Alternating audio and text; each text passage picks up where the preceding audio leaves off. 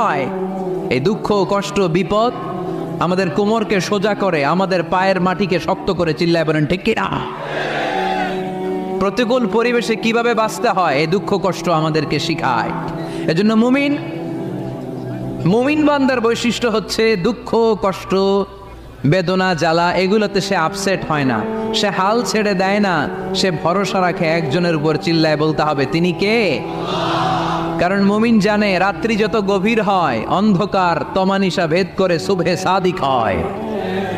মুমিন জানে গর্ভবতী নারীর পেটের ব্যথা যেই দিন বাড়তে থাকে ওই দিনই নতুন মেহমান আগমনের সময় ঘনাতে থাকে।